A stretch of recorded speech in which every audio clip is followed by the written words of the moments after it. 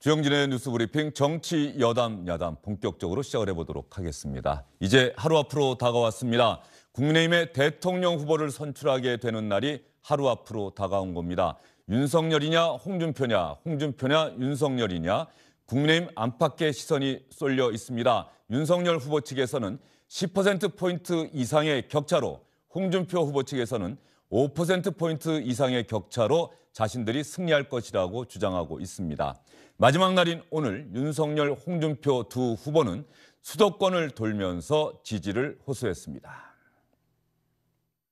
아직 안 끝났고 오늘만 저녁까지 최선을 다하겠습니다. 네. 선거운동 과정에서 좀 아쉬움은 없으셨는지? 뭐 아쉬움이 없을 수 있겠습니까? 그러나 하여튼 최선을 다하는 것밖에 뭐 달리 드릴 말씀이 없습니다. 지금 재래시장, 우리 전통시장 상인분들부터 코로나로 이제 피해를 많이 입으셨고 하니까 이걸 나중에 이제 제가 대통령에 당선이 되면은 인수위 시절부터 준비를 딱 해가지고 좀 우리 영세 상인들의 피해 규모를 좀 지수화를 시키려고 합니다. 지역별로 또 업종별로 또 제한의 영업 제한이나 그 피해를 입은 뭐 형태별로 이렇게 해가지고 하여튼 신속하게 그 손실 보상과 또 뭐 세제 공과금 이런 지원을 좀 하려고 하니까. 우리 당이 대선에 이기려면 청년층의 지지가 없으면 대선을 이길 수가 없습니다. 호남과도 2030들은 열광적으로 홍준표를 지지합니다. 그러니까 어느 캠프에서 그걸 역선택이라고 하면서 어제는 홍어준표라는 말로 또 호남을 비하하고 하는데 절대 호남의 협력 없이 우리가 대선 이길 수가 없습니다. 이번에 제가 본선에 나가면 한국 보수 정당 사상 처음으로 20% 이상 득표하는 그런 대선 후보가 될 것으로 확신합니다. 여러분 어떻게 들으셨습니까? 전재수 민주당 의원, 김영우 전 국회의원, SBS의 박문신 논설위원과 이야기를 이어가도록 하겠습니다. 세 분 어서 오십시오. 반갑습니다. 박문신 의원, 오늘 마감된다라고 하는데 여론조사도 마감되고 당원 투표도 마감되는 거죠? 예, 그렇습니다. 11월 1일, 그러니까 월요일부터 이제 시작이 됐죠. 네. 당원 투표의 경우에는 월요일과 화요일 날은 모바일 투표, 그리고 어제와 오늘은 ARS, 그러니까 전화조사 이걸로 하는 거고요. 그리고 일반 여론조사가 또 별도로다가 병행 실시됩니다. 그래서 그것도 어제와 오늘 이렇게 됐고요. 참고로 이제 당원 투표율 같은 경우는 어젯밤 자정 현재로는 60%를 넘어섰다 이렇게 밝히고 있습니다. 전체 당원 숫자가 57만 명인데 35만 명이 투표한 걸로 집계가 되고 있거든요. 61.5% 정도의 투표율을 기록했고 네. 이준석 대표의 말로는 오늘 아침 말로는 65% 정도 예상한다 이렇게 말을 했습니다. 대략 그 정도 선에서 오늘 밤 정리가 되지 않을까 싶습니다. 선거인단 당원이 이렇게 크게 는 다음에는 아마 국민의힘의 역대 경선 투표율 가운데는 최고다 이렇게 이야기를 하고 있는 거죠? 예, 그렇습니다. 기본적으로 그 정치에 대한 참여라는 것이 내가 원하는 대로 바뀔 수 있다라는 가능성이 생길 때 참여가 높아지는 경우가 많거든요. 지금 국민의힘 당원들의 투표율이 높아지는 것도 아마 상대적으로 지금 상황이라는 것이 정권 재창출보다는 정권 교체에 대한 그 숫자가 조금 높게 나타나고 있는 상황 아니겠습니까? 그러다 보니까 상대적으로 국민의힘 지지자들이 적극적으로 투표하는 경향이 생겼고 특히 이제 이준석 당대표 취임 이후에 급속하게 늘어났던 20, 30대 당원들, 이 사람들이 또 모바일 시대에 적극적으로 투표하는 그런 성향을 보여서 이렇게 높은 투표율이 나타난 것이 아닌가 보여집니다. 김영우 전 의원님, 하루 앞으로 다가왔습니다. 그리고 아마 여론조사는 거의 마감됐다 이런 이야기도 지금 나오고 있거든요. 각 여론조사기관 4군데서 1,500명씩 6,000명을 조사하는데 응답률이 높아서 이미 마감됐다는 이야기까지 나오고 있는데 김영우 전 의원님? 이 자리에 나오면 항상 물어보시대요. 누가 될 것이냐. 제가 질문 안 했습니다. 윤이냐 홍이냐. 이거 뭐 사실 입장이 그 두 가지 해석이 나오더라고요. 예. 양쪽 캠프에 제가 다 연락해보고 또 심지어는 여론조사 전문가들한테 제가 전화를 많이 돌려봤어요. 그랬더니 의견이 엇갈리더만요, 보니까. 의견이 엇갈립니까? 그러니까 홍준표 후보 캠프에서는 역시 민심에 있어서 압도적으로 이기고 있기 때문에 당심에서 약간 밀린다고 해도 이긴다. 이런 해석을 하고 있고 윤석열 후보 캠프에서는 정반대죠. 당에서는 뭐 압도적으로 지난번에 이제 2차 컷오프 때도 사실은 상당히 압도적으로 이기긴 했어요. 당에서는. 그렇기 때문에 결국 이긴다.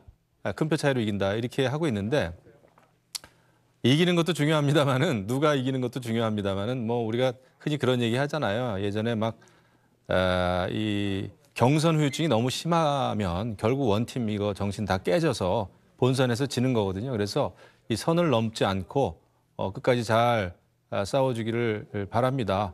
그리고 누가 되든지 간에 잘 도와줘야죠. 근데 그렇게 될까 이런 생각이 좀 들어요. 걱정이 좀 듭니다. 솔직히 말씀드리면. 김영우 전 의원님, 이제 제가 질문 드릴게요. 네. 김영우 전 의원은 누가 될 거라고 생각하십니까? 저도 사실 잘 모르겠어요. 저도 뭐 정치를 12년 동안 했습니다만은 이번처럼 예측하기가 어려웠던 때가 없었던 것 같아요. 예. 정말로. 2007년도 워낙 치열했잖아요. 이명박 박근혜 두 후보. 그때는 뭐 제가 거기에 이제 몸담고 네. 있었기 때문에 그리고 그때는 워낙 당 밖에서 일반 민심에서는 확실히 이명박 후보가 앞섰죠. 그래서 저는 뭐 이명박 후보 캠프에 있었는데 그때는 이제 확신을 했고 물론 그런데 당내에서는 그때도 이제 졌죠. 근소한 차로 졌는데 결과적으로는 뭐 이기긴 했습니다만은 이번에 보면은 역시 투표율이 근데 당원 투표율이 60%를 일단 넘었고 오늘 저녁에 65% 정도까지 만약에 간다면 이 높은 당원들의 투표를 어떻게 해석할 것인가. 20, 30대가 많이 투표했다라고 이제 홍준표 캠프에서는 얘기하지만은 50, 60대도 굉장히 이번에 당원 가입을 많이 했다라는 그런 그 해석이 또 있어요. 굉장히 팽팽합니다.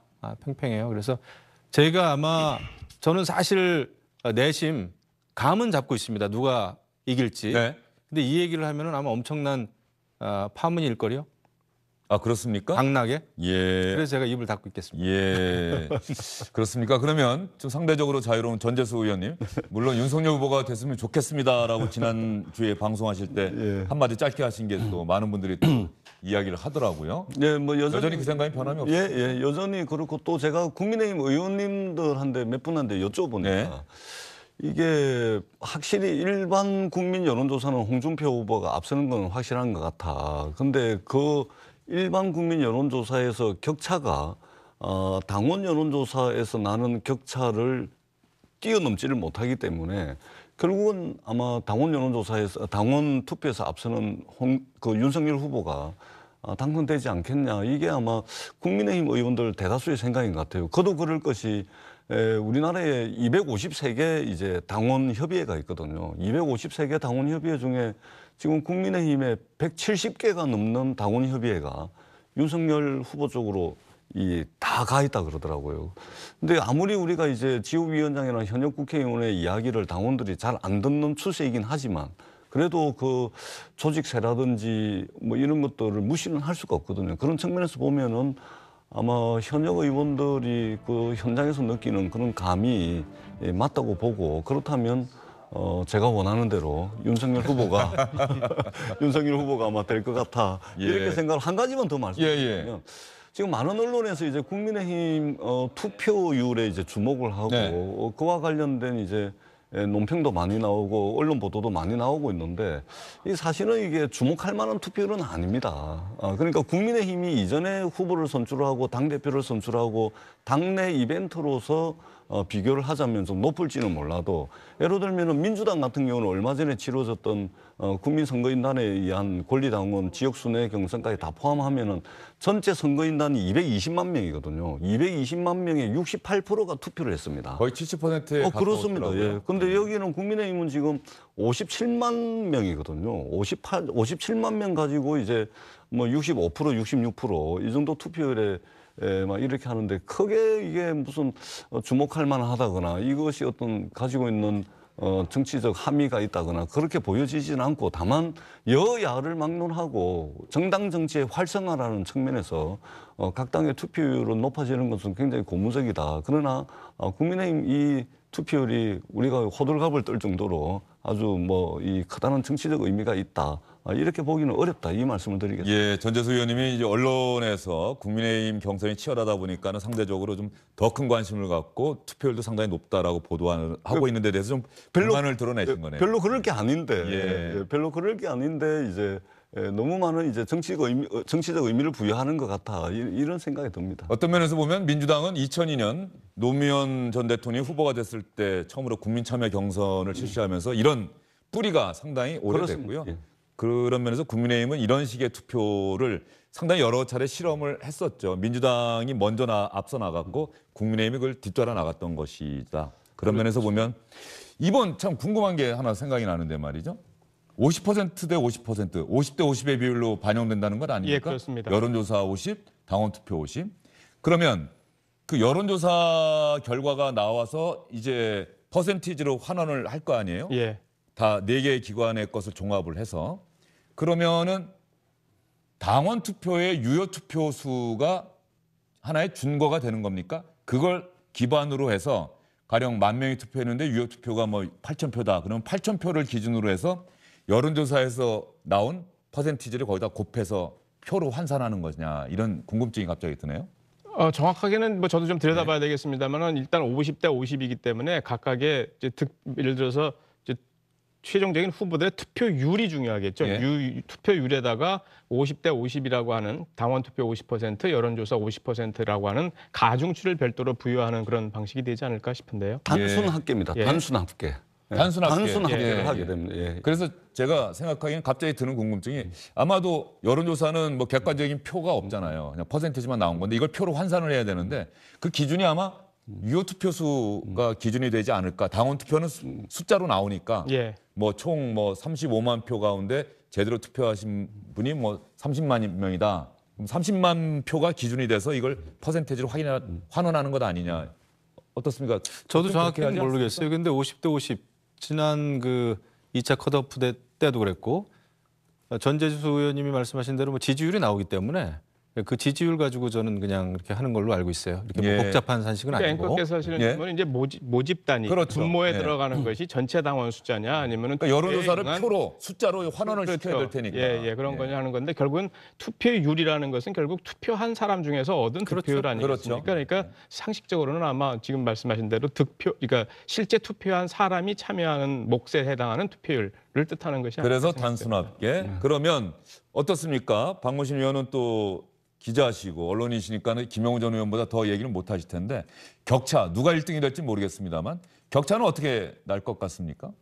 일단 당원 투표율이 65% 가까이 되고 그리고 일반 여론조사 같은 경우는 4개 여론조사 기관이 나눠서 하는 네. 거거든요. 1,500명씩 6,000명을 하는 거기 때문에 그러면 당원조사에 응하는 사람 당원들의 숫자가 많아지고 일반 여론조사도 4개 기관이 동시에 하고 이런다는 것의 뜻은 결과적으로 보면은 어떤 그 기존의 여론조사가 있다라든가 그러면 그 흐름에 표준 편차에 그러니까 표준치에 굉장히 수렴해가는 그런 경향이 나타날 가능성이 전 있다고 봅니다. 그렇게 되면 기존의 여론조사의 전체적인 흐름이라는 것이 민심에서는 근소한, 그러니까 일반 국민조사에서는 근소한 차이로 홍준표 후보가 조금 앞서고 그리고 국민의힘 지지자층에서는 윤석열 후보가 2자리 숫자 정도로 앞서고 이런 것을 감안한다면은 상대적으로 종합해 보면은 어느 후보가 조금 더 유리할지 이게 50대 50이라는 것 하면은 그 대략적으로 어떻게 가겠구나 하는 그 추세 트렌드 이런 것들은 좀 읽혀지지 않을까 싶습니다. 다만 민심이라는 것이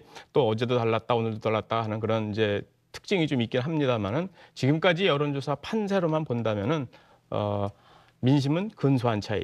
당심, 이른바 국민의힘 지지층은 조금 더 2자리 숫자의 차이. 요거를 좀 감안해서 들여다볼 필요가 있지 않을까 하는. 예, 그런 면에서 박무신 의원 이야기 듣다 보니까 제가 갑자기 궁금해지는데 말이죠. 이재명 후보가 전반적으로는 큰 흐름이 그대로 이어지면서 뭐 51대 한 34 이 정도로 결국은 후보로 당선이 됐는데 마지막 그 슈퍼위크에서 오히려 거꾸로 큰 표차로 이낙연 후보에게 지지 않았습니까?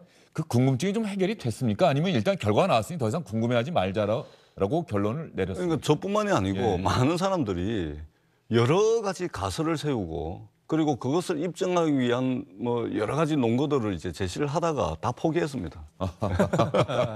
이거 해석이 안 됩니다. 해석이. 예. 예, 해석이 안 돼서 지금은 뭐 어차피 뭐 이렇든 저렇든 과반 득표를 통해 가지고 이제 결선 투표 없이 끝났기 때문에 뭐 그 해석하는 사람마다 다 방법이 다 틀리고 그래서 이 답이 없더라고요. 결국은 포기했습니다. 이낙연 전 대표를 도왔던 홍영표 의원 이번에 이재명 후보를 돕기 위한 중앙선거대책위원회 선거대책위원장으로 합류를 했는데 언론 인터뷰에서 이재명 후보가 결선 투표를 받으려고 했다. 그렇게 이야기를 했어요. 기사도 나왔는데 그거 맞습니까? 맞는 얘기입니까? 아니요, 과반 득표를 못하면 받아야죠. 안 받을 도리가 있습니까? 예. 과반 득표를 못하면 당연히 받게 되는 받고 안 받고 선택의 문제가 아니고 룰 자체가 그렇게 돼 있었기 때문에 그것은 이미 과반 득표를 했기 때문에 사실상 뭐 그렇게 의미 있는 말씀은 아니다. 예. 예, 알겠습니다. 자, 그러면 홍준표, 윤석열, 홍준표 두 후보 위주로 여러분께 말씀을 드렸습니다. 전체적으로는 두 후보가 앞서 나가고 있지 않느냐 이런 관측이 많기 때문인데요. 유승민, 원희룡 두 후보도 일종의 공중전을 펼치면서 언론 상대로 인터뷰를 한다든가 또 대장동 특혜 의혹과 관련한 농성 현장을 찾아서 자신의 이야기를 밝히면서 마지막까지 표심을 얻기 위해서 노력하는 모습을 보이고 있습니다. 저는 본선 경쟁력이 누구보다도 확실하게 강한 후보다라는 말씀을 꼭 드리고 싶고 민주당의 이재명 후보를 상대로 정책과 토론과 도덕성 또 품격에서 확실하게 압도할 후보는 저는 저밖에 없다라는 말씀을 꼭 드리고 싶습니다. 멀쩡하고 정상적인 후보를 놔두고 다른 후보를 생각하실 이유가 없다는 말씀을 꼭 우리 당원들과 국민들께 드리고 싶습니다. 역사 인식과 관련된 이야기 속에서 결국 호남민들의 마음, 나아가서는 전 국민적인 상식과도 동떨어진 그런 발언들이 있었고 거기에 연이어진 사실 있을 수 없는 그러한 실언 내지는 이 잘못들이 있었지 않습니까? 특정 후보에 대한 지지도의 문제가 아니라 국민의힘 전체에 대한 실망 그리고 기대를 접는 이런 현상으로 이어져서 저 자신도 위기의식을 느낄 정도였습니다. 유승민 후보 말이 인상적이네요. 멀쩡하고 정상적인 후보를 놔두고 이른바 앞서 나가고 있다는 두 후보는 멀쩡하거나 정상적인 후보가 아니다. 또 이런 뉘앙스로 읽혀지네요. 그러니까 뭐 이제 나름대로 도덕성 또 하나는 이제 준비된 정도 이런 걸 가지고 아마 유승민 네. 후보는 저런 얘기를 한 것 같은데 글쎄요. 근데 이제 제가 볼 때는 저도 이제 국민의힘 뭐 당원입니다만은 정말 일반 국민의 입장에서 한번 잘 생각해 봐야 돼요. 네. 국민의힘이 지금 뭐 정권 교체 여론이 높다고 해서 의기양양할 때가 절대 아닙니다. 국민들이 볼 때는 이거 뭐 정권 교체가 돼도 말이죠. 과거에 저기 조선시대에 뭐 풍양조치가 정권을 잡으나 안동 김씨가 잡으나 백성들은 똑같이 힘들었단 말이죠. 제도 정치. 그럼요. 시대요. 그렇기 때문에 지금 국민들은 정말 정권 교체가 되더라도 제대로 된 정책과 그런 걸 통해서 정치를 잘해주기를 바라는데 그거를 잘 준비하고 있는지에 더 신경을 좀 쓰셔야 될 거예요. 지금 조금 뭐 앞서간다고 해가지고 우리가 의기양양할 때는 아니다. 더더군다나 그 4명 글쎄요. 국민들이 볼 때는 차이는 있겠습니다만은 다 같이 분발해 주기를 바라지. 뭐 4명 중에 그 4명 서로 이렇게 너무 선을 넘는 공격을 한다든지 이런 거는 저는 도움이 크게 안 된다고 봐요. 그런 것 때문에 지지율이 더 떨어질 수도 있습니다. 그래서 이제 내일 이제 결판이 날 텐데 오늘은 조금 자기가 어떻게 여태까지 싸워왔는지를 4후보 모두에게 제가 드리는 말씀이에요.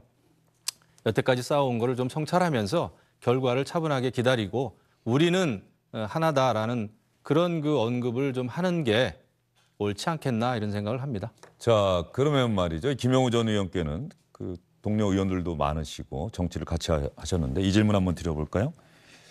홍준표, 유승민, 원희룡 3명의 후보는 이미 대통령이 되기 위한 준비를 오랜 기간 해왔죠. 그렇죠? 경선에도 출마를 했었고 예. 대통령 선거에도 나갔었고 윤석열 전 총장은 뭐 지난해 이맘때만 하더라도 정치를 하겠다는 이야기를 뭐 하지 않았던 상황 아니겠습니까? 그렇죠. 예. 어쨌든 내일 결과를 확인해 봐야 최종적인 결과가 어떻게 나올지 알 수 있겠습니다만 오랫동안 준비를 해온 후보들이 올해 초에 검찰총장 그만두고 올 여름에 정치하겠다고 선언한 윤석열 전 총장과 어떤 지지율에 있어서 비슷하거나 좀 뒤처지고 있다는 평가를 받는 이 상황을 어떻게 봐야 됩니까? 그렇죠. 왜 국민들이 또 당원들이 기존 정치인에 대해서 이렇게 기대치가 낮을까 말이죠. 정치를 오래 했고 대통령 선거에 여러 번 나왔다고 그래가지고 뭐 지금 이 나와 있는 후보들보다도 더 먼저 일찍이 오랫동안 출마한 분들 있지 않습니까? 이번에도 또 나왔죠. 뭐 무슨 후보도 있고요. 그 정치를 오래 했고 준비를 오래 했다고 해가지고 당원들이나 국민들의 민심을 얻는 건 아니다. 물론 그만큼 정책적인 면에서는 계속 그 갈고 닦았으니까 잘 준비가 됐을 수 있으나 민심을 얻는 건 그게 아니거든요. 지금은 정권 교체를 할 수 있는 사람의 방점이 가 있는 것 같아요. 그래서 이제 물론 정권 교체도 중요하고 나중에 정권 교체가 된 다음에 대통령으로서 국정 운영을 잘하는 게 물론 중요하죠. 근데 지금 이제 급한 거는 정권 교체다. 그리고 지금 기존의 정치인에 대해서 왜 이렇게 실망을 했는지에 대해서 네. 깊은 반성이 사실은 먼저 됐어야 됩니다. 근데 지금 이제 여러 번 지금 그 출마한 분들이 많잖아요. 이번에 국민의힘도. 그것이 꼭 자랑일까 말이죠. 저는 그런 생각이 좀 들기도 해요. 조금 알겠습니다. 비판적 시각인데 네. 제가 한 말씀 드리자면은 제가 이 질문 드리려고 했는데 일단 짧게 한번 말씀해 보시죠. 그러니까 국민의힘은 이게 당에서 사람을 키우는 정당이 아닌 것 같아요. 이전에 이해창 후보도 2번 나오셨잖아요. 네. 바깥에서 굴러온 돌이죠. 윤석열 후보 바깥에서 굴러온 돌이에요. 굴러온 돌들이 본돌을 다 쳐내는 이런 한두 번이 아니죠. 그런 측면에서 당이 좀 사람을 키우지 못하는 그런 좀 내재적 한계가 있는 게 아닌가 이렇게 생각을 하고 민주당 같은 경우는 노무현이든 문재인이든 또는 이재명이든 당의 뿌리를 내리고 그리고 당에서 검증받고 훈련받고 그래서 대선 후보가 되고 뭐 이런 식이거든요. 그 이전에 대통령이 못 됐지만 정동영 후보도 마찬가지고.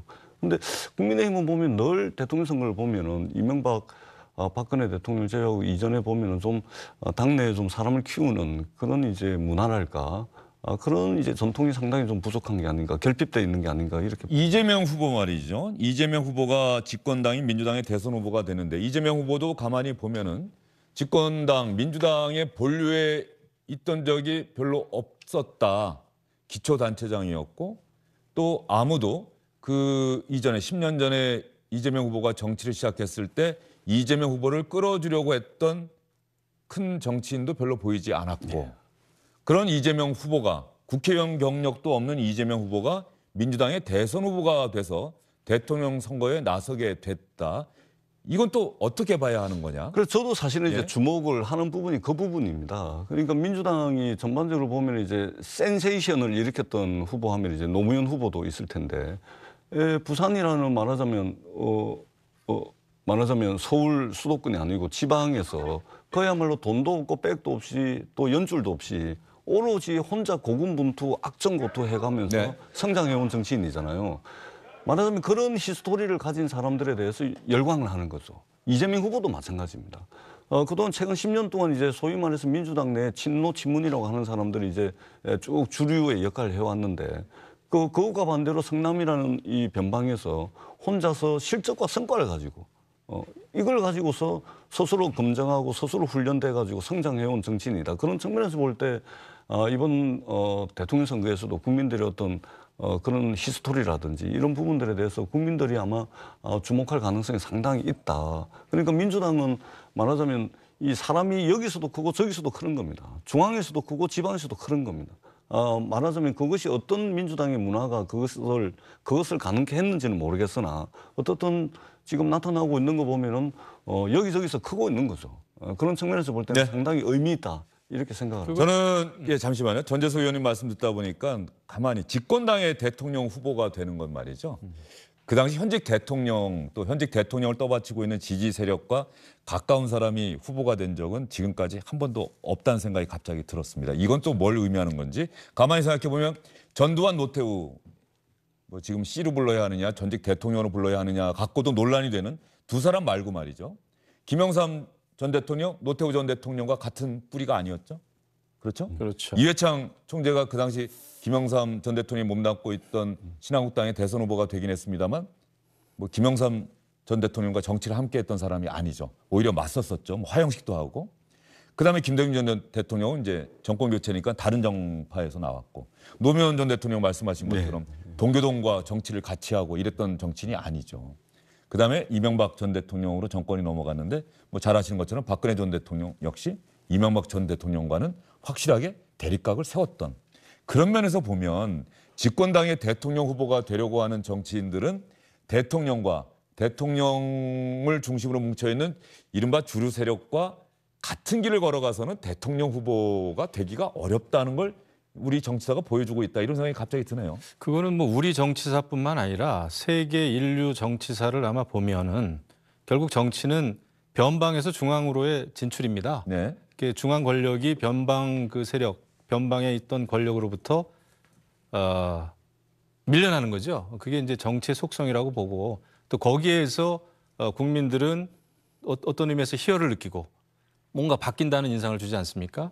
그리고 또 이제 기존 정치나 기존 권력에 이제 실망을 많이 하다 보니까 그 현재 권력하고는 조금 다른 권력이 들어서면은 좀 낫겠지라는 기대 심리와 그 희망을 가질 수 있지 않겠습니까? 그래서 송영길 대표가 이재명 후보가 대통령 돼도 그렇죠. 정권 교체라는 말을 그래서 하는 모양이죠. 그러다 보니까 미래 권력은 현재 권력을 비판하면서 그렇게 하면서 더 크는 것이고 기대 심리를 주는 것이겠죠. 그래야 또 희망이 되는 거니까 아무리 정권 연장이라고 합니다만 우리가 세습 체제도 아닌데 똑같은 권력에서 다른 권력이 나온다는 거는 상상하기가 좀 어렵죠. 알겠습니다. 안녕하십니까, 주영진입니다. 더 많은 뉴스와 라이브 이벤트를 보고 싶으시다면 화면 오른쪽을 눌러서 구독해 주시기 바랍니다. 저희 SBS 앱을 다운로드 받으시면 뉴스 속보 알림도 받아보실 수 있습니다. 텔레비전으로도 SBS 뉴스, 유튜브로도 SBS 뉴스 잊지 마시기 바랍니다.